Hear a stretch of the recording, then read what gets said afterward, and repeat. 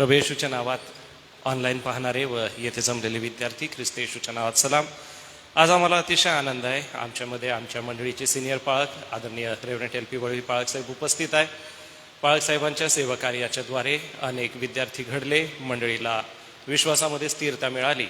एवढंच नव्हे तर पाळक साहेबांनी अनेक पाळक घडवलेले आहे. एवढं चांगलं व्यक्तिमत्व आज सायंकाळी आमच्यासोबत आहे. जे विद्यार्थी बाप्तिस्मा वर्गाचा अभ्यास करीत आहे अशा विद्यार्थ्यांना देवबाप आपली कृपापूर्व आणि यासोबतच जे ऑनलाईन तुम्ही बघत आहात, देवबाप तुम्हाला सहाय्य करो. पाळक साहेब शिकवत असताना काही नोंदी जर आपल्याला हव्या असतील तर त्या नोंदी कृपा करून आपण घ्या, आणि जर हव्या असतील तर आम्ही तुम्हाला त्या देऊ शकतो. प्रार्थना करू आणि अध्ययनाला सुरुवात करू.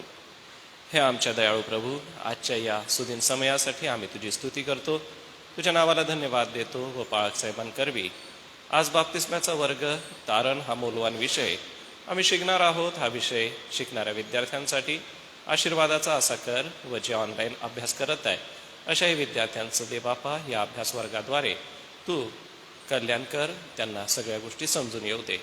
पाळक साहेबांना हे शिकवत असताना लागणारी कृपा स्वर्गीय भंडारातून पुरव. ही प्रार्थना तारणाऱ्या येशू ख्रिस्ताच्या नावाने केली म्हणून तो ऐक. आमेन. पुन्हा एक बार मी रेव्हरंड LP वळवी पाळक साहेबांचं स्वागत करतो आणि विनंती करेल की हा विषय कृपया आपण शिकवावा.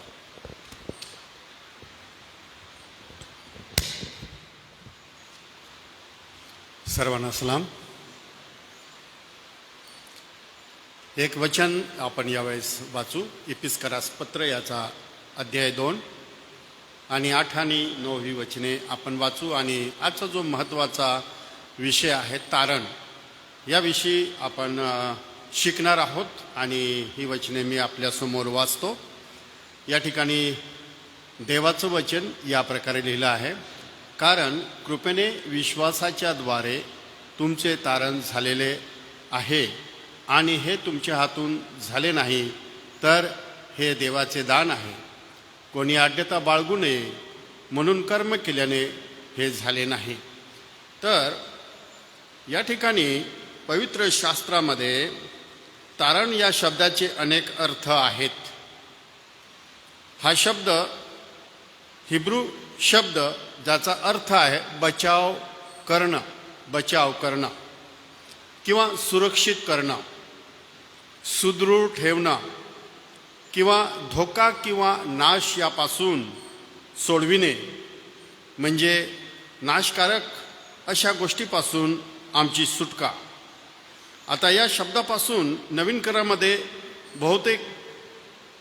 बहुतेक वेळा बचाव करणे किंवा धोका नाशापासून सोडवणे या अर्थाने तारण शब्दाचा वापर केला आहे. नवीन करारामध्ये आम्ही समजून घेतलं पाहिजे की नवीन करारामध्ये बचाव करणे, धोक्यापासून नाशापासून सोडवणे या अर्थाने नवीन करारामध्ये तारण या शब्दाचा वापर केलेला आहे. म्हणजे तारण म्हणजे काय? तर तारण म्हणजे पापाच्या सार्वकालिक दंडापासून सुटका. याआधी पापाचा सिद्धांत आपण शिकला आहात नाही का? पाप म्हणजे काय आणि पापाचा परिणाम काय. देवाचं वचन सांगतं की एका मनुष्याच्या द्वारे जगामध्ये पाप आलं नाही का, आणि ते सर्व ठिकाणी पसरलं. तर देवाच्या वचनामध्ये आम्हाला पापाच्या सार्वकालिक दंडापासून सुटणे आणि पापांची क्षमा प्राप्त करून त्या बंधनातून मुक्त होणे सदा सर्व काळासाठी. काय म्हटलेलं आहे? पापाचे वेतन हे मरण आहे, रोम 3 आणि 23 प्रमाणे. जर काही वचने लिहून घ्यायची असेल तर लिहून घ्यायचं की रोम 3:23 प्रमाणे पापाचे वेतन मरण आहे. आणि म्हणून आदामामध्ये आम्ही सर्व पापी ठरलो. आदामामध्ये आम्ही सर्व पापी ठरलो. म्हणून स्तोत्र 51 आणि 10 मध्ये दावीद म्हणतो, मी जन्माचाच पापी आहे. म्हणजे संत पाऊल या ठिकाणी आम्हाला शिकवतो, एका मनुष्याच्या द्वारे जगामध्ये पाप आलं आणि सर्व ठिकाणी ते पसरलं, आणि म्हणून या ठिकाणी आम्हाला तारणाची गरज आहे. प्रत्येक व्यक्तीला तारणाची, सुटकेची गरज आहे.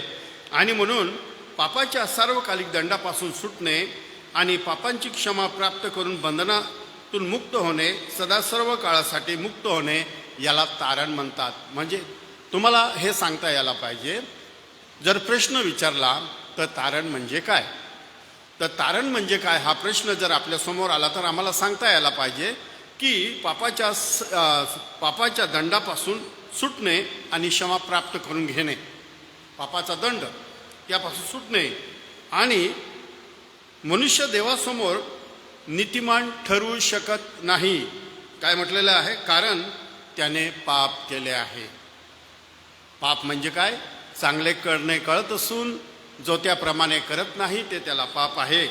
आणि असं म्हटलेलं आहे की देवासमोर मनुष्य नीतिमान ठरवू शकत नाही. आणि म्हणून या ठिकाणी असं म्हटलेलं आहे की प्रत्येक मनुष्याने पाप केलं आणि पापाचे वेतन शारीरिक आणि सार्वकालिक असे दुसरे मरण आहे. पहिलं मरण आम्ही पाहतो की आदामाने पाप केलं. देवाने काय सांगितलं? जर तू हे करशील तर तू मरशील. बरोबर आहे. पण आदामाने पाप केलं, तो मेला का? तात्कालिक मेला का? किती वर्ष जगला? 930 वर्ष जगला आदाम, आणि तो मेला. त्याला शारीरिक मरण म्हणतात. परंतु ज्या दिवशी आदामाने पाप केलं त्यापासून तो आत्मिकरित्या मेला. मग देवापासून अलग झाला, दूर गेला, आणि त्याला आत्मिक मरण आलं. म्हणून या ठिकाणी काय म्हटलेलं आहे की देवाच्या वचनामध्ये मनुष्य देवासमोर नीतिमान ठरवू शकत नाही, कारण त्याने पाप केलं. देवाच्या विरुद्धामध्ये काय केलं? पाप केलं, अपराध केला. कोणाच्या विरुद्धामध्ये? देवाच्या विरुद्धामध्ये. मनुष्य कसा बनवला होता? देवाने आपल्या प्रतिरूपामध्ये, देवाने आपला श्वास त्याच्यामध्ये फुकला. आणि काय म्हटलेलं आहे? मनुष्याला दिलेला आत्मा, त्याच्या ठाई असलेला आत्मा त्याचा दीप आहे. आणि अशा प्रकारे आम्ही देवाच्या वचनामध्ये पाहतो की 2 प्रकारचे मरण माणसाला आले, शारीरिक मरण आणि आत्मिक मरण. आणि म्हणून मानवाला तारणाची गरज आहे. तारण म्हणजे बचाव, सुटका, मुक्ती.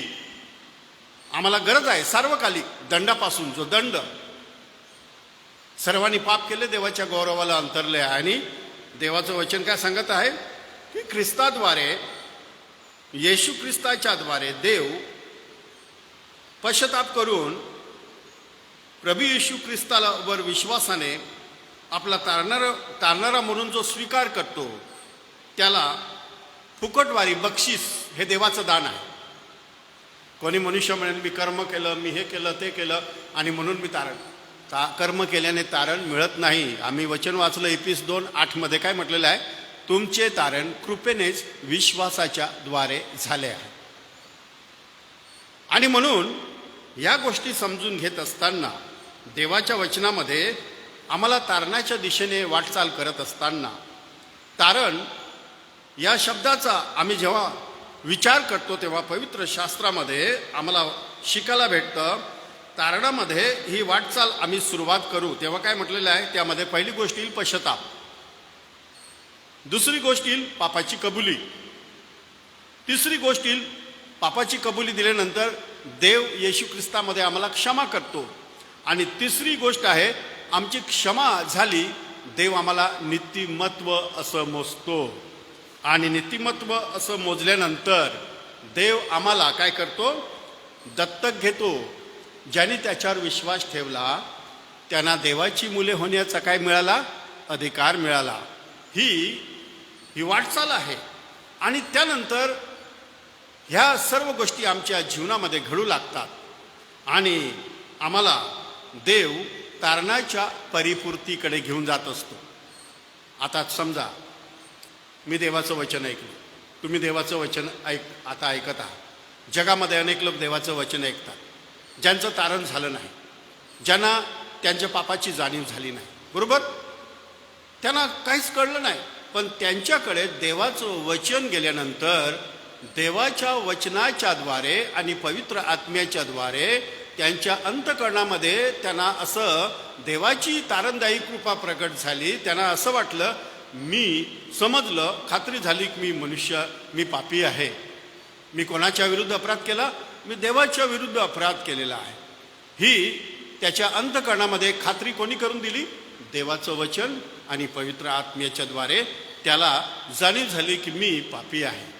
पवित्र शास्त्र आम्हाला अगोदरच शिकवत आहे, एका मनुष्याच्या द्वारे जगात पाप आला आणि सर्व पसरलं. आम्ही देखील देहरूपा जन्माला आलो, आम्ही देखील त्या पापाचे वाटेकरी आहोत, बरोबर नाही का? एका मनुष्याच्या द्वारे म्हणजे आदामाच्या द्वारे त्याने देवाच्या विरुद्ध अपराध केला. आणि असं म्हटलेलं आहे, पौल म्हणतो ते सर्व ठिकाणी पापाची व्यापकता असं म्हटलेलं आहे, सर्व मनुष्यामध्ये पसरलं. आता पहा, तुम्हाला साधं सिंपल समजून सांगत असताना देवाने काय सांगितलं आदामाला? तू पाप करशील त्या दिवशी तू मरशील, बरोबर? तुझे डोळे उघडतील, तुला बरं वाईट दिसू लागेल, बरोबर आहे? आदामाने पाप केलं आणि त्याचे डोळे उघडले, त्याला जाणीव झालं मी नग्न आहे, आणि झाडाची पाने तर आपल्या कमरेला गुणावतो लपला. भय त्याला वाटलं देवाचं, का? त्यांनी पाप केलं म्हणून. आणि काय म्हटलेलं आहे की शेवटी काय म्हटलेलं आहे की मी तुला शेवटी मातीपासून बनवून तू मातीला जाशील, मरशील. आणि मी तुम्हाला सांगितलं की आदाम ज्या दिवशी त्याने पाप केलं त्या दिवशी तो आत्मिकरित्या मेला, शारीरिकरित्या तो उशिरानं मेला, 930 वर्षानंतर तो मेला. आणि म्हणून या ठिकाणी आम्हाला ह्या गोष्टी समजून घ्यायच्या आहे की आम्हाला तारणाची गरज आहे, प्रत्येकाला गरज आहे. आम्हा प्रत्येकाला तारणाची गरज आहे. तारण झालं नाही तर आम्ही देवाच्या राज्यामध्ये प्रवेश करू शकत नाही. आणि म्हणून तारणाची वाटचाल ही आम्ही पाहतो देवाच्या वचनामध्ये 7 पदरी वाटचाल असं जे आपल्याला नोट्समध्ये दिलेलं आहे. 7 पदरी वाटचाल करून आम्हाला आमच्या तारणाची परिपूर्ती करून घ्यायची, आम्हाला ते तारण मिळवून घ्यायचे आहे. देवाच्या कृपेने आम्हाला ते तारण मिळवून घ्यायचे आहे असं देवाच्या वचनामध्ये आम्हाला पाहायला भेटत आहे. आणि म्हणून देवाच्या वचनामध्ये ज्यावेळेस आम्ही शिकत असताना आम्हाला ह्या गोष्टी आहे की ही वाटचाल करीत असताना आम्हाला खऱ्या अंतःकरणापासून जेव्हा आम्हाला जाणीव होते देवाचं वचन आणि पवित्र आत्म्याच्या द्वारे देवाचं वचन सांगत आहे मी पापी आहे. कारण प्रत्येक ईश्वर प्रेरित शास्त्रलेख काय कशासाठी आहे? देवाच्या मुखातून आलेला प्रत्येक शब्द कशासाठी आहे? दोष दाखवणे, सुधारणूक करणं, नीती शिक्षण यासाठी देण्यात आलेला आहे. आणि ज्यावेळेस तुम्ही आणि मी देवाचं वचन ऐकतो त्यावेळेस देवाचं वचन मानवालाही खात्री करून देतं मनुष्य देवाच्या दृष्टिकोनातून दोषी आहे, पापी आहे, त्याला तारणाची गरज आहे, त्याला पाप क्षमेची गरज आहे, त्याला मुक्तीची गरज आहे, सुटण्याची गरज आहे. आणि ही अंतःकरणामध्ये होत असलेली क्रिया आहे. कशामध्ये होते ही क्रिया? अंतःकरणामध्ये. आता या ठिकाणी जेव्हा आम्ही विचार करतो तेव्हा असं म्हटलेलं आहे देवाच्या वचनामध्ये तारणाची 3 स्तरीय स्वरूप काय आहे. या शब्दाचा जेव्हा आम्ही अभ्यास करतो तेव्हा वेगवेगळे प्रेषित त्यांचं कृत्य 2, 21, 16 आणि 31 आणि रोम 10 आणि 10 पापापासून सुटका, नवीन जीवन, नवीन जन्म पावण्या समान आहे. नवीन जन्म, तारणाची 3 स्तरीय स्वरूप काय दाखवलेलं आहे? नवीन जन्म पावण्या समान आहे. जसं आम्ही जन्म घेतो आणि आम्ही आमच्या शाळेमध्ये आम्ही जातो आणि नाम नोंदणी करतो नाही का, मी आता शाळेत जात आहे. तसं ज्यावेळेस आमचा नवीन जन्म होतो त्यावेळेस आम्ही एक प्रकारे देवाच्या राज्यामध्ये आमची नोंद झालेली आहे, आमचं नाव लिहिण्यात आलेलं आहे. आणि काय म्हटलेलं आहे? एक आत्मिक लग्ना समान आहे, एक आत्मिक विवाह समान आहे, आम्ही करारबद्ध झालेलो आहोत. आणि अजून काय म्हटलेलं आहे? ज्यावेळेस आमचं तारण होतं त्यावेळेस आम्ही देवाच्या कुटुंबातले काय बनतो? सदस्य बनतो, देवाच्या घरातले सदस्य बनतो. आणि ज्यावेळेस पाळकसाहेब तुम्हाला पाण्याच्या द्वारे बाप्तिस्मा दिल त्यावेळेस आम्ही अधिकृतरित्या विश्वासाने देवाच्या आत्मिक घरामध्ये त्या कुटुंबाचा आम्ही काय बनतो? सभासद बनतो. बरोबर समजत आहे का? सोपी भाषेमध्ये सांगत आहे मी. आणि म्हणून या ठिकाणी असं म्हटलेलं आहे ज्यावेळेस आम्ही देवाच्या घरामध्ये जातो तेव्हा रोम 8 आणि 15 ते 23 मध्ये आम्ही देवाची मुले दत्तक म्हणून आमचा स्वीकार केला जातो. देवबाप काय म्हणतो? देव आम्हाला पापी म्हणून पाहत नाही. देव आम्हाला पापी म्हणून पाहत नाही. देव आम्हाला त्याचं दत्तक पुत्र म्हणून आमचा स्वीकार करतो आणि या प्रकारे आमची सार्वकालिक दंडापासून सुटका होते. तर आमचं आता या ठिकाणी काय म्हटलेलं आहे? तारणाची जी 3 स्तरीय स्वरूप आहे, 3 स्तरावर जे स्वरूप आहे त्यामध्ये पाहत असताना आमचं तारण झालं. आम्हाला पवित्र आत्म्याने साक्ष दिली. आता आम्ही देवाची मुले आहोत. बरोबर? आता आमचं तारण झालं. आम्ही विश्वास ठेवला देवाच्या वचनावर आणि आम्ही पश्चाताप केला, पापांची क्षमा मागितली, बाप्तिस्मा घेतला आणि पवित्र आत्म्याने आमच्यावर शिक्का मारला. काय म्हटलंय? विसार म्हणून शिक्का मारला. प्रभूच्या दिवसापर्यंत ही आता माझी लेकरे आहे, ही माझी संपत्ती आहे. आणि तो पवित्र आत्मा देवाच्या वचनानुसार नित्याचं रोजचं आमचं तारण. आम्ही जगामध्ये आहोत, आम्ही परिपूर्ण नाही, आम्ही जगामध्ये आहोत. बरोबर? हे जग अंधकाराने भरलेलं आहे. आमच्या अवतीभोवती पापाचा अंधकार आहे. आमच्यामध्ये पापाचा नियम आहे जो आदमापासून आम्हाला मिळाला. तो पापाचा नियम आहे. हा पापाचा नियम, त्याला जुना स्वभाव, जुना मनुष्य पण म्हटलेला आहे, हा आमच्या जीवनामध्ये काय करतो? काम करतो. जरी आमचं तारण झाले तरी आम्हाला मागे खेचण्याचा प्रयत्न करतो. आम्हाला पुन्हा जगाकडे घेऊन जाण्याचा प्रयत्न करतो. अंधकारामध्ये मलिनतेकडे घेऊन जाण्याचा प्रयत्न करतो. म्हणून नित्य मिळणारे तारण, त्यासाठी काय म्हटलेलं पौल म्हणतो? तुमचे तारण विश्वासाने कृपेच्या द्वारे झालेले आहे. काय म्हणतो? तुमचे तारण कृपेने विश्वासाच्या द्वारे. कृपा म्हणजे मेहरबानी. देवाने पाहिलं एक तारणाची योजना देव बनवत असताना येशू ख्रिस्ताच्या द्वारे मनुष्यासाठी तारणाची योजना परमेश्वर साकार करत असताना त्या तारणाची योजनेमध्ये देवाने विपुल कृपा ठेवली. देवाने जुन्या कराराच्या काळामध्ये काय व्हायचं माहीत आहे का तुम्हाला? कोणी मनुष्याने 10 आज्ञांचं पालन न करता मोडली तर त्याला काय करायचे? धोंडमार करून मारून टाकायचे. बरोबर आहे? पण नवीन कराराच्या काळामध्ये ज्या वेळेस आमचं जरी तारण झालेलं आहे, जरी आम्ही चुकलो तरी पवित्र आत्मा आम्हाला जाणीव करतो, माझ्या मुला तू ही गोष्ट चुकलं आहे तर तू देवाकडे पश्चाताप कर, आणि ती कृपा आम्हाला मिळते. आणि आम्ही जातो आणि म्हणतो, प्रभू माझ्या जीवनामध्ये ही चूक झालेली आहे, मला तू क्षमा कर. आणि देवाच्या कृपेने आम्हाला रोजचं मिळणारं, काय म्हटलं? नित्य मिळणारं तारण ख्रिस्ताच्या कृपेत आणि ज्ञानात वाढण्यासाठी. कशात वाढण्यासाठी? ख्रिस्ताच्या कृपेत आणि ज्ञानात आमची वाढ होण्यासाठी आणि ख्रिस्ताच्या प्रतिमेप्रमाणे बनण्यासाठी आम्हाला नित्य तारणाची गरज आहे. यासाठी की त्याला शुद्धीकरण पण आम्ही म्हणू शकतो, त्याला पवित्रीकरण पण म्हणू शकतो. देव आम्हाला ख्रिस्ताच्या प्रतिमेप्रमाणे बनवण्यासाठी त्याच्या वचनरूपी जलस्नानाच्या द्वारे, देवाच्या वचनाच्या द्वारे आम्हाला तो शुद्ध करतो.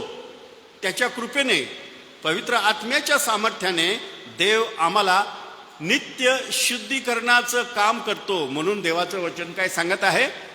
यासाठी मोलवान आणि अति मोलवान वचने कोणाला दिली? आपल्याला दिली देवाने. हे धर्मशास्त्र देवाच्या मुखातून आलेलं वचन आहे. आणि म्हणून शास्त्र काय म्हणतं?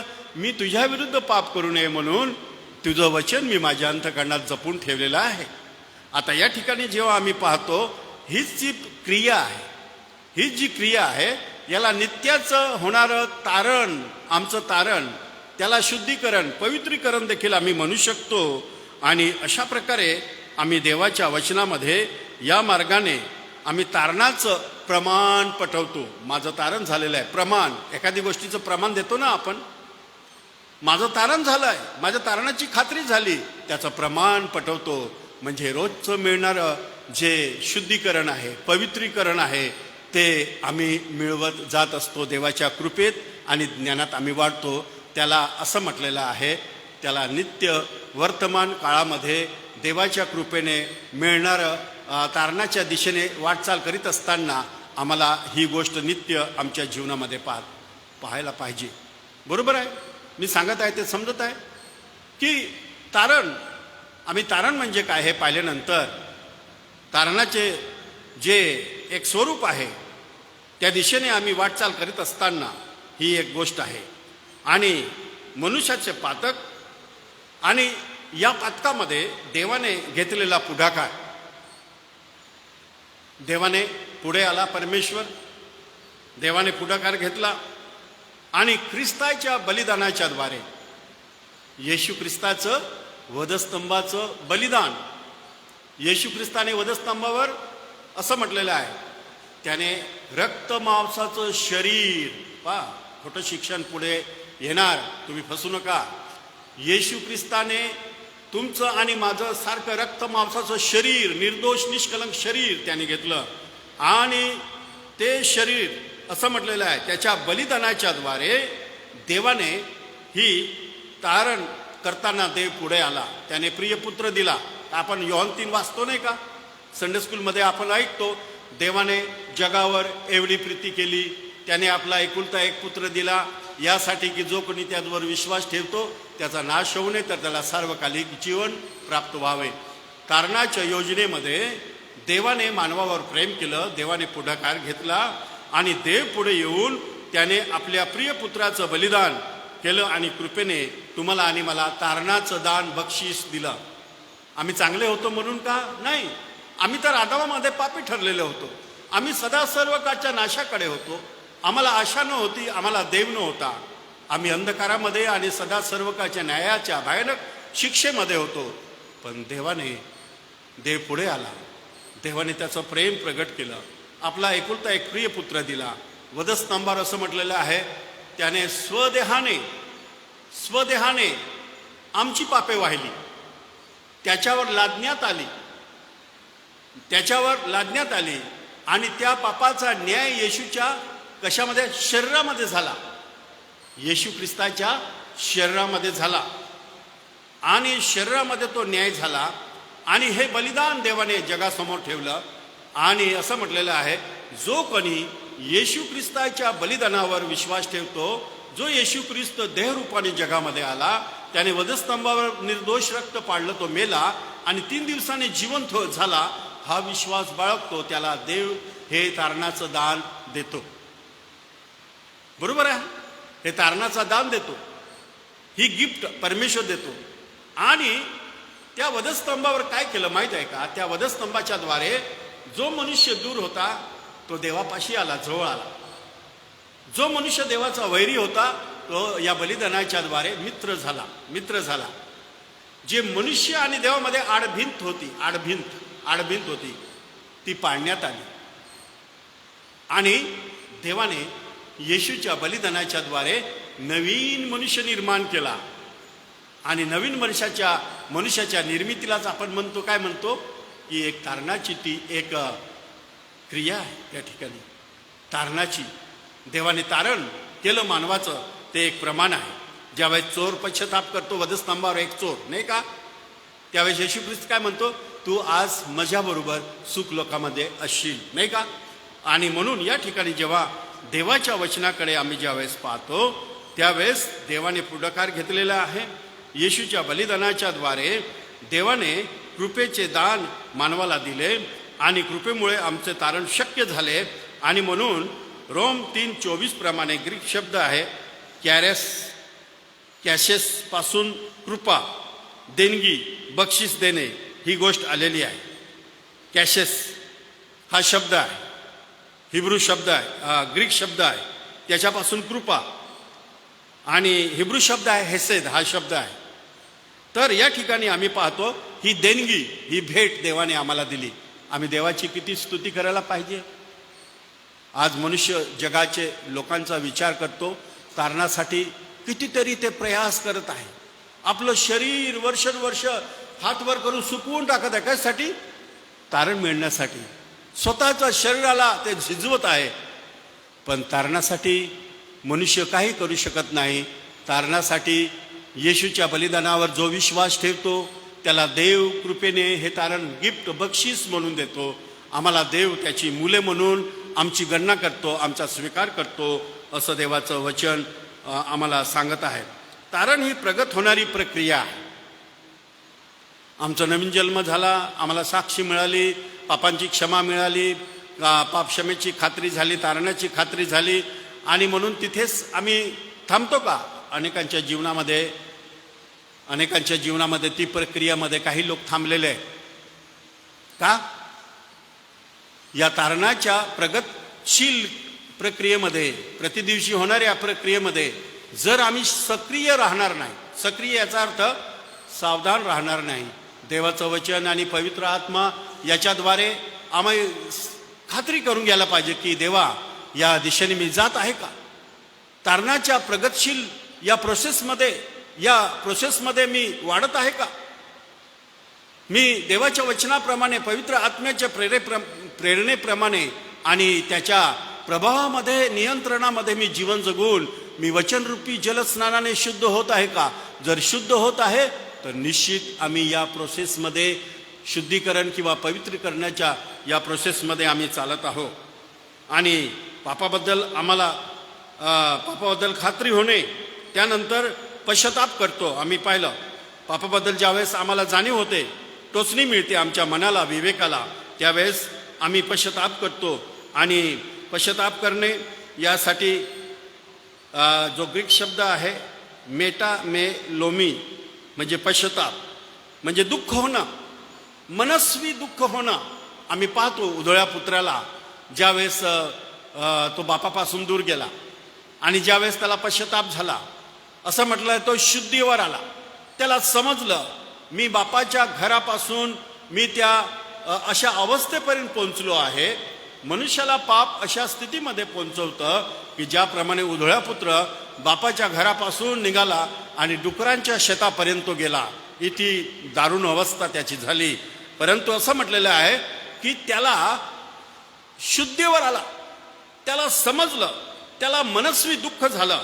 आणि ही भावनिकता आहे या ठिकाणी, आणि ही भावनिकता त्याच्यामध्ये, त्याच्या भावनेमध्ये खळबळ झाली. अरे जे झालं ते चुकीचं झालेलं आहे, जे झालं ते मी अपराध केलेला आहे, माझ्या बापाविरुद्ध, स्वर्गाविरुद्ध मी अपराध केलेला आहे, हे त्याच्या भावनेमध्ये ही गोष्ट आली.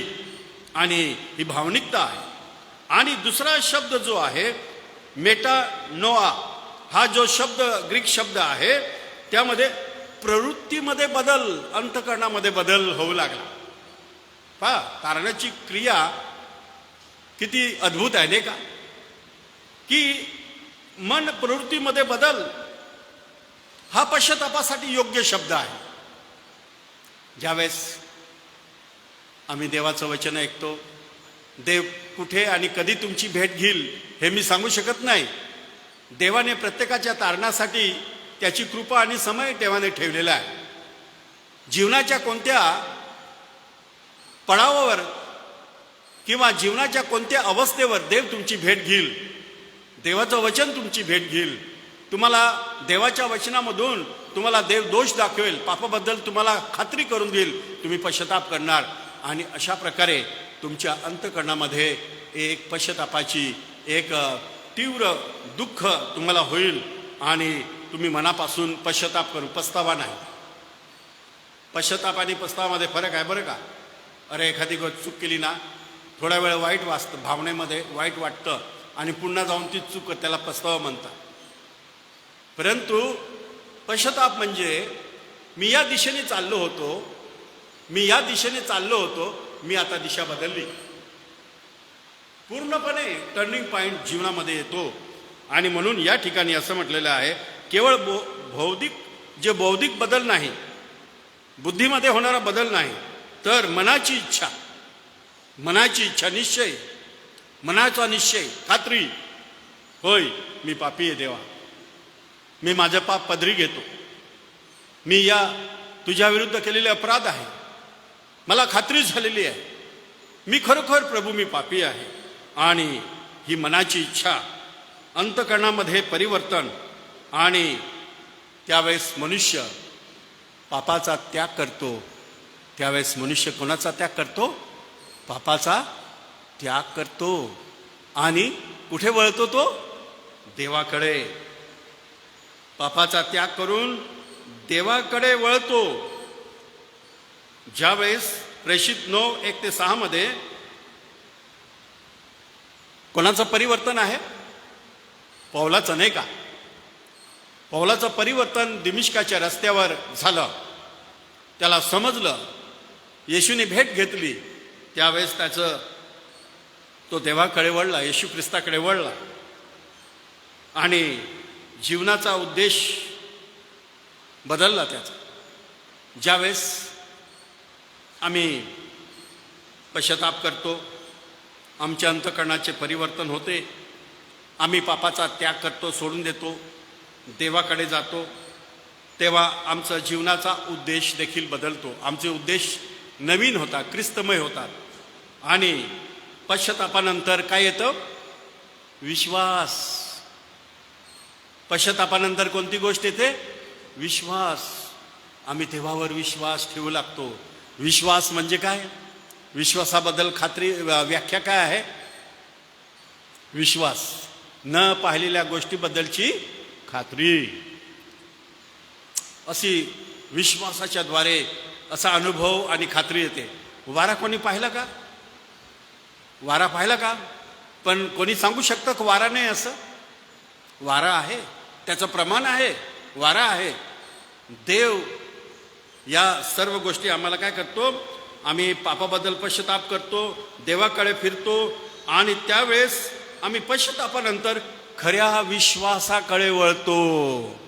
जिवंत विश्वास आमच्यामध्ये, हा विश्वास येतो. आरंभापासून शेवटपर्यंत हा विश्वास आम्हाला पापाची खात्री देतो, पश्चाताप करायला लावतो. आणि पश्चाताप आणि विश्वास हे निरंतर संगती चालत असतात. आणि अशा प्रकारे आम्ही देवाच्या वचनामध्ये आम्ही पाहतो की तारणाबद्दल या गोष्टी आमच्या जीवनामध्ये देवाने शिकवलेल्या आहेत. आणि म्हणून सुटण्यासाठी पश्चाताप करणे म्हणजे पापापासून वळणे आहे. याचा समज त्याला देवाच्या वचनाने होते. आणि म्हणून देवाचं वचन आम्हाला प्रतिदिवशी वाचलं पाहिजे. रोज एक अध्याय वाचा, आपोआप तुमची वाढ होईल. एक कोणतंही एक पुस्तक घ्या, उत्पत्तीपासून सुरू करा किंवा नवीन करारापासून सुरू करा. कोणतंही एक पुस्तक घ्या. आपल्या दिवसाचा आरंभ करण्यापूर्वी एक अध्याय वाचा. काही समय देवाच्या वचनामध्ये, मननामध्ये, प्रार्थनेमध्ये घालवा, एकांतवासामध्ये. आणि देवाच्या वचनाने आम्हाला या गोष्टी आम्हाला फार प्रभावशाली करतील. आणि म्हणून काय म्हटलेलं आहे? येशूच्या बलिदानाच्या द्वारे देवाने पापाचा दंड भरला आहे. म्हणून पापापासून सुटण्यासाठी पाप कबुली आवश्यक आहे. प्रत्येक पाप हे देवाविरुद्ध आहे. प्रत्येक पाप देवाविरुद्ध असल्याने देवाविरुद्ध केलेल्या पापांची कबुली देणे, आम्ही ह्या गोष्टी आम्ही शिकतो. पश्चातापामध्ये आम्ही पाप कबुली येते. आम्ही समजतो देवाच्या विरोधामध्ये आम्ही केलेलं हे पाप आहे. आणि पाप कबुलीमुळे देव मानवाला त्याच्या पाप आणि अपराधांची क्षमा करतो देव. म्हणजे ज्यावेळेस आम्ही पश्चाताप करतो, पापांची कबुली करतो, पश्चाताप करतो, त्यावेळेस देव येशूच्या बलिदानामध्ये आमच्या पापाचा दंड भरला गेलेला आहे. आणि येशू ख्रिस्तावरील विश्वासाने आम्ही दोषमुक्त झालेलो आहे, पापांची क्षमा झालेली आहे. आणि म्हणून देव आम्हाला पापी म्हणून पाहत नाही. काय म्हणून? देव पापी म्हणून पाहत नाही. मानवाला काय म्हटलेलं आहे? अपराधांची क्षमा करून त्याला लावण्यात आलेला दोष पुसून टाकतो किंवा खडून टाकतो. म्हणून दावीद काय म्हणतो? माझे अपराध पूर्व आणि पश्चिम जेवढी दूर आहे तेवढे प्रभू माझे अपराध तू दूर केले. बरोबर आहे.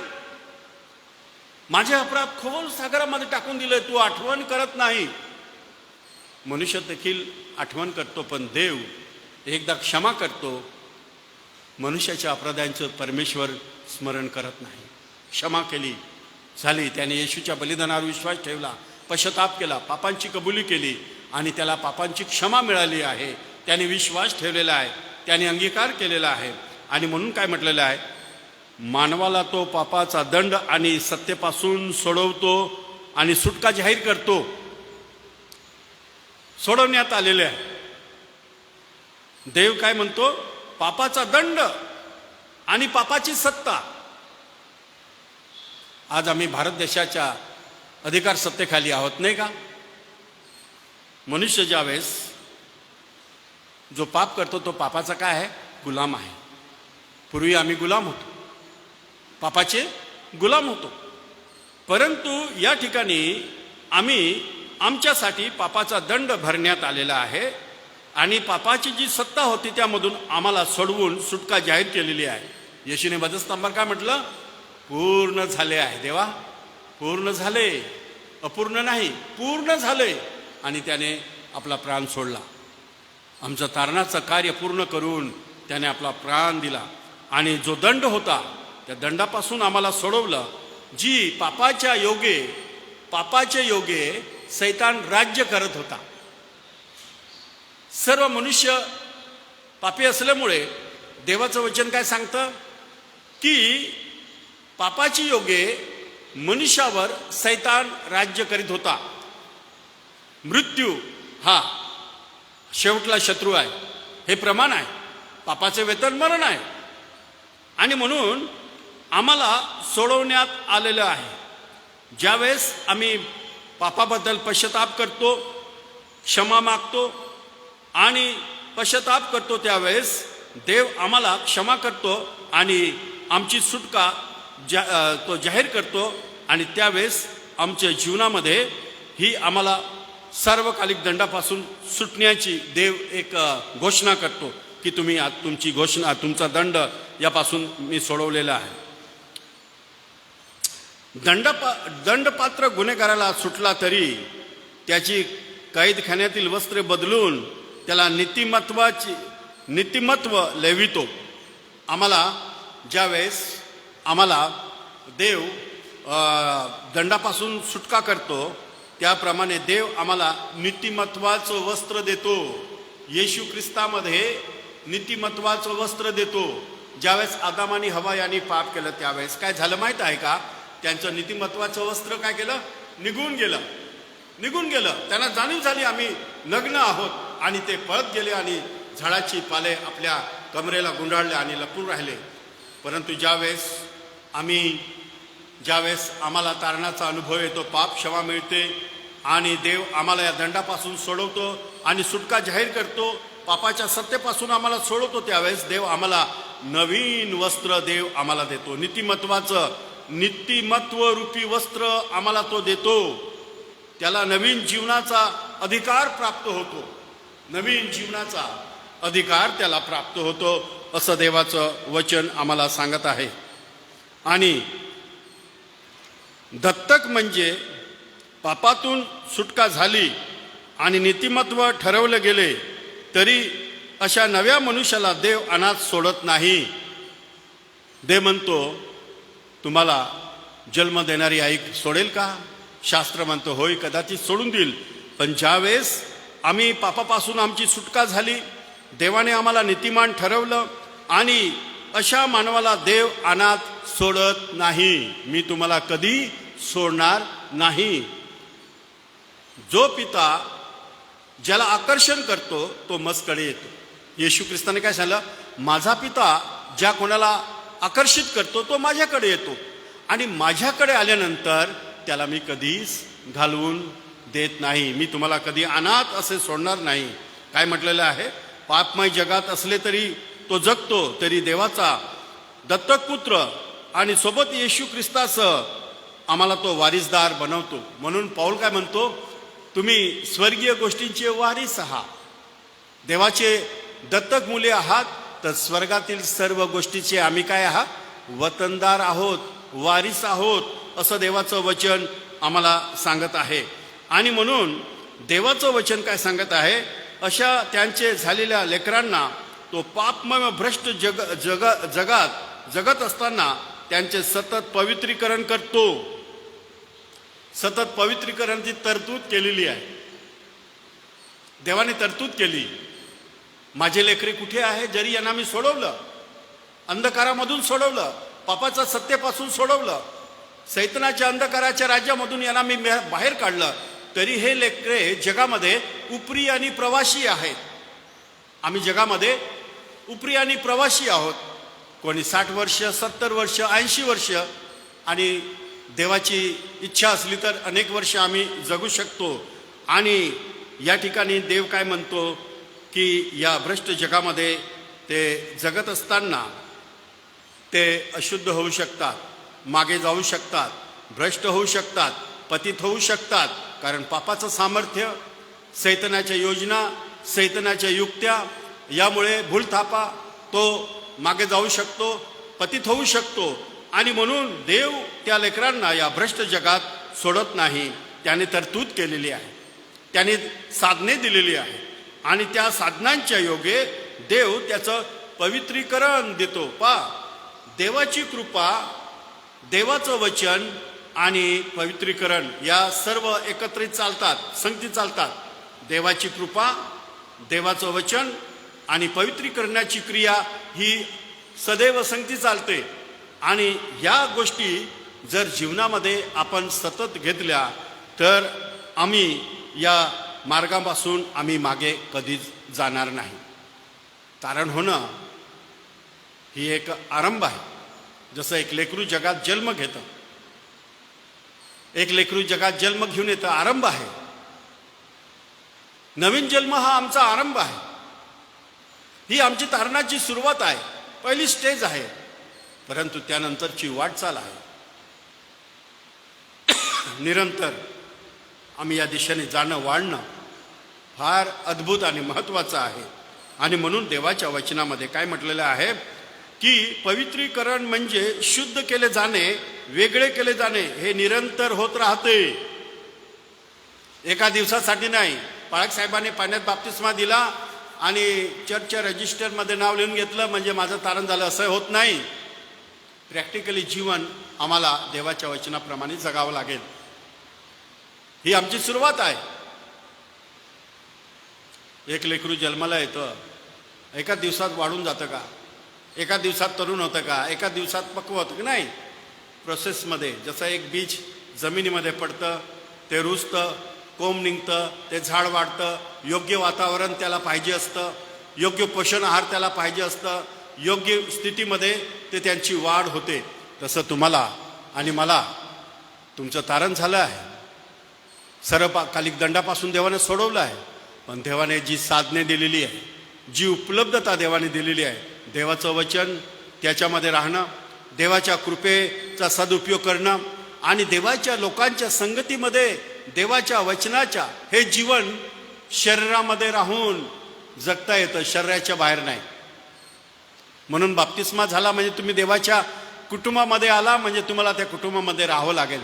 कारण आम्ही आत्मिक शरीर, ख्रिस्त मस्तक आहे, तिथून पुरवठा आहे आणि तो पुरवठा घेऊनच आम्हाला या तारणाच्या महान प्रक्रियेमध्ये आम्हाला निरंतर राहावं लागेल, सतत राहावं लागेल, सावध राहावं लागेल, चौकस राहावं लागेल. तर आम्हाला ही तारणाच्या परिपूर्णतेच्या दिशेने आम्हाला जाता येतं असं देवाचं वचन आम्हाला सांगत आहे. तारणाच्या अवस्था, 3 अवस्था मी अगोदर तुम्हाला सांगितलं. तारण झाले आहे, तारण भूतकाळामध्ये झाले, जो पापाचा दंड त्यापासून सोडवण्यात आलं. आणि तारण आमचं होत आहे याचा अर्थ जे वर्तमानमध्ये पापाचं सामर्थ्य आहे ते देवाचं वचन आणि पवित्र आत्मेच्या सामर्थ्याने आमची सुटका होत आहे. बरोबर? डोक्यावरून जातं का? म्हणजे समजत आहे का? म्हणजे आम्ही विश्वास ठेवला, पश्चाताप केला, आम्हाला पापाची जाणीव झाली, पवित्र आत्मा देवाच्या वचनाच्या द्वारे कधीतरी देवाने आमची भेट घेतली आणि आम्हाला झालं मी देवा तुझ्यासमोर पापी आहे आणि मी विश्वास ठेवला, पश्चाताप केला आणि पवित्र आत्मा देवाच्या वचनाने आम्हाला नवीन जन्म आमच्या जीवनामध्ये आणला. देवाने पवित्र आत्मा विसार म्हणून, शिक्का म्हणून आमच्या अंतःकरणात दिला. त्या आत्म्याची एक साक्ष, अनुभव, खात्री जीवनामध्ये झाली. तिथून आमचा प्रवास सुरू झाला. बरोबर आहे? हा भूतकाळात आमचं तारण झालं, पापाचं दंड, पापाची सत्तायापासून आम्हाला सोडवण्यात आलं. परंतु रोज आम्हाला आमचं तारण झालं, आमचं तारण होत आहे. याचा अर्थ डेली पवित्रीकरण, नित्याचं पवित्रीकरण. कुठपर्यंत? आम्हाला येशू ख्रिस्ताच्या प्रतिमेप्रमाणे बनायचं आहे. साधी गोष्ट आहे का? साधी गोष्ट आहे का? येशू ख्रिस्तासारखं बनणं साधी गोष्ट आहे का? पौल म्हणतो जोपर्यंत तुमच्यामध्ये हे येशू ख्रिस्ताचं स्वरूप मी निर्माण करत नाही तोपर्यंत मला वेदना होतात. किती कठीण काम आहे नाही का या अंधकारमय जगामध्ये, पापाचं प्रभुत्व, पापाचं सामर्थ्य असलेल्या जगामध्ये या जे तारण झालं त्याला टिकवून ठेवणं, त्या तारणाच्या दिशेने जाणं आणि तारणाची परिपूर्णता गाठणं साधी अवस्था नाही, साधा प्रवास नाही. हे समजून घ्या माझ्या प्रिय लेकरांनो. तुम्ही बाप्तिस्मा घेणार आहात, प्रथम येशू ख्रिस्तावर विश्वास ठेवल्याने व पापाचा पश्चाताप केल्याने तारण होते. ते एकदाच सर्व काळासाठी होते, एकदाच सर्व काळासाठी होते. या जगात राहत असताना देव त्याच्या लेकरांचे सतत तारण म्हणजे सुटका आणि क्षमा करून त्यांच्या राज्यासाठी तो पवित्र करीत राहतो. देव सदैव काम करतो, देव थांबला नाही. पौल म्हणतो, जे काम देवाने तुमच्या ठाई आरंभ केला, जे कार्य देवाने तारणाच्या दिवशी तुमच्या जीवनामध्ये देवाने सुरुवात केली, त्या देवाच्या दिवसासाठी पवित्र आत्म्याच्या द्वारे शिक्का मारून तुम्हाला मुद्रित करून वेगळं केलं, तो म्हणतो त्या दिवसापर्यंत ते माझं कार्य देव पूर्ण सिद्धीस घेऊन जाईल. आम्ही ज्यावेळेस येशू ख्रिस्ताला भेटायला जाऊ, जेव्हा येशू ख्रिस्त अंतरिक्षामध्ये येईल, आमचं तारण झालेलं आहे, त्यावेळेस आम्ही एका क्षणात निमिषात बदलून जाऊ. फार अद्भुत गोष्ट आहे नाही का? क्षणात निमिषात, सेकंदाचा 20वा भाग, क्षणामध्ये अद्भुत गोष्ट अशी घडेल की आम्ही बदलून जाऊ आणि आमची तारण प्राप्त झालेल्यांचं गौरवीकरण होणार. त्यालाच तारणाची परिपूर्ती म्हणतो, गौरवीकरण. पौल म्हणतो, आम्ही पुढे काय हो आम्हाला माहीत नाही, पण तो प्रगट होईल तेव्हा आम्ही त्याच्यासारखे होऊ. साधी गोष्ट आहे की? साधी गोष्ट नाही. म्हणून या जगात राहत असताना देव त्याच्या लेकरांचे सतत तारण म्हणजे सुटका करून क्षमा करतो. म्हणून देवानी कृपा ठेवली आहे. मी चुकलो प्रभू, माझी क्षमा कर, मला शुद्ध कर, पवित्र कर. आणि ही क्रिया शेवटपर्यंत चालते, ही क्रिया मरणापर्यंत चालते. देव शेवटपर्यंत संधी देतो, शेवटपर्यंत देव वाट पाहतो. जरी आम्ही चुकलो, देव वाट पाहतो. कधी माझं लेकरू फिरतं, देव वचनाच्या द्वारे आम्हाला प्रेरणा देतं, टोचणी देतं. आणि ज्यावेळेस ते लेकरू देवाकडे फिरतं त्यावेळेस ते देव त्याचा स्वीकार करतो आणि ही क्रिया आमच्या जीवनाच्या शेवटपर्यंत चालेल. जे काम त्याने आरंभ केलं तो शेवटपर्यंत पूर्ण करेल. जेव्हा देवाची मुले स्वर्गाच्या राज्यात प्रवेश करतील तेव्हा त्याचे सदा सर्व काळचे तारण होईल. त्याला सामायिक तारण असे देखील म्हणतात. आम्ही एक दिवस सर्वजण आम्ही देवाच्या राज्यामध्ये प्रवेश करणार आहोत. म्हणून तारणाशिवाय आमच्यासाठी स्वर्गाचं दार उघडलं जाईल का? नाही. म्हणून तारण जोपर्यंत देवाने वेळ दिलेली आहे, जोपर्यंत देवाची कृपा आहे, तो म्हणतो या ओ कष्टी ओ भाराक्रम जनो सर्व तुम्ही या. देव आमचं तारण करायला समर्थ आहे. आणि म्हणून तारण म्हणजे काय, जो विषय आम्ही जो हाताळला त्यामध्ये आम्ही काय पाहतो, देवाच्या वचनानुसार आम्ही काय पाहतो की तारण म्हणजे सार्वकालिक दंडापासून सुटणे, पापांची क्षमा आणि त्याच्या बंधनातून मुक्त होणे सदा सर्व काळसाठी, याला तारण म्हणतात. आणि असलं महान तारण आम्ही मुकू नये, देवाने आमच्या समोर ठेवलेलं आहे. असलं महान तारण देवाने जगासमोर ठेवलं आहे, तुमच्या समोर ठेवलेलं आहे. देव काय म्हणतो, मी तुमच्या समोर जीवन आणि मरण ठेवलेलं आहे, तुम्ही जीवन निवडून घ्या. सार्वकालिक जीवन, त्याला आपण तारण म्हणतो, ते तुम्ही निवडून घ्या.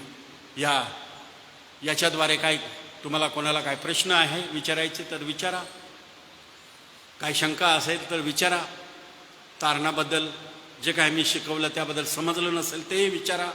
काही ग्रीक शब्द आहे ते कठीण आहे, ते तुम्ही घेऊ नका, ते नंतर तुम्हाला त्याचा अभ्यास करता येईल. परंतु सर्वसाधारण जी गोष्ट आहे तुमच्यासमोर ती आहे की तारण म्हणजे सार्वकालिक दंड, त्या दंडापासून आमची सुटका होणे, क्षमा, बंधनातून सदा सर्व काळसाठी आम्हाला मुक्त करणं, याला तारण म्हणतात. दे बाप या अभ्यासाच्या द्वारे तुम्हाला आणि मला आशीर्वाद देव. पुढची वेळ मी पाळक साहेबांच्या हाती सोपतो. धन्यवाद पाळक साहेब, अतिशय मौल्यवान आणि महत्त्वाच्या ह्या गोष्टी होत्या. बाळांनो, तुम्हाला ज्या नोट्स दिलेल्या आहे सॅल्वेशन तारणबद्दल, त्या कृपा करून तुम्ही अध्ययन करा आणि त्यात ज्या सांगितल्या आहे त्या गोष्टी तुम्ही मेमोराईज केल्या, पाठ केल्या तरी चालेल. आणि तारण म्हणजे सुटका आणि बंधनातून पापातून मोकळं होणं. परमेश्वर देव बाप आम्हाला ते देत असतो, म्हणून येशूवर विश्वास ठेवा आणि या तारणाचा आनंद आपल्या जीवनामध्ये घ्या. सर्वांच्या वतीने मी पाळक साहेबांचं पुन्हा एक वार आभार मानतो. पाळक साहेब आज फार सुंदरशी वचनाची सेवा आणि अध्ययनाची ही सुंदर सेवा आम्हा सगळ्यांसाठी आपण केली. देवबाप आपली सेवा आशीर्वादित करो. सोबतच लेकरांनो, तुम्हाला 2 गोष्टी करायच्या आहे. एक प्रभूने शिकवलेली प्रार्थना म्हणजे लॉर्ड्स प्रेयर, आणि दुसरा प्रेषितांचा मतांगीकार म्हणजे जे अपोस्टल क्रीड आहे ती तुम्हाला पाठ करायची आहे. तर ती तुम्हाला ग्रुपवर देण्यात आलेली आहे. तुम्ही नंतर ती वाचा, त्याची एक झेरॉक्स काढा आणि ती पाठांतर करा. आणि ज्या नोट्स तुम्हाला दिलेल्या आहे त्याच्यामध्ये जे लिहिलेलं आहे ते तुम्ही जर एका नोटबुकमध्ये लिहून घेतलं तर तुम्हाला पेपर लिहायला सोपं जाईल. ह्यासोबतच पुढचा जो आहे तो 9वा तास राहील पुढचा रविवार, म्हणजे अजून 2 रविवार तुम्हाला यायचे आहे, म्हणजे 15 तारखेचा रविवार आणि त्याच्या पुढचा रविवार. त्याच्यानंतर पुढच्या मंथमध्ये म्हणजे एप्रिलच्या फर्स्ट वीकमध्ये जो गुरुवार येईल त्या गुरुवारी म्हणजे मौंदी गुरुवारी तुम्हाला शारून या ठिकाणी बाप्तिस्मा दिला जाईल. आणि बाप्तिस्मा देण्यापूर्वी तुमचे कपडे कसे असावे किंवा इतर ज्या गोष्टी आहेत त्याचं मी तुम्हाला सांगेल. तर महत्त्वाचं हे आहे की तुम्ही या सगळ्या गोष्टी लक्षात ठेवा आणि त्या मेमोराईज करा. थांबू का आपण मग आता? देवबापा, आम्ही आभार मानतो आजच्या या अध्ययन वर्गासाठी. आजच्या अध्ययन वर्गाद्वारे आमच्या मनाची भेट घेतली. लेकरांना समजण्यासाठी पुष्कळ गोष्टी कठीण असाव्यात, परंतु प्रभू तू त्यांच्या मनात कार्य कर, सोप्या कर, त्यांना तू अध्ययनाचा आशीर्वाद दे. आणि बाप्तिस्मा वर्ग केवळ वर्ग नव्हे तर त्यांचं जीवन बदलणारा असा होऊ दे. येथून पुढे लेकरं जातील, त्यांच्या मनाचा ताबा घे. आज पाळक साहेबांनी सुंदर सेवा केली. पाळक साहेबांना दे बापा तू सहाय्य कर आणि आपली कृपा पुरव. त्यांच्या सेवेत तू त्यांच्या सोबत राहा. ही प्रार्थना येशूच्या नावाने केली म्हणून तो ऐक. आमेन. धन्यवाद पाळक साहेब. थँक्यू. समजलं नसेल तर बाळासाहेबांना विचारा प्रश्न.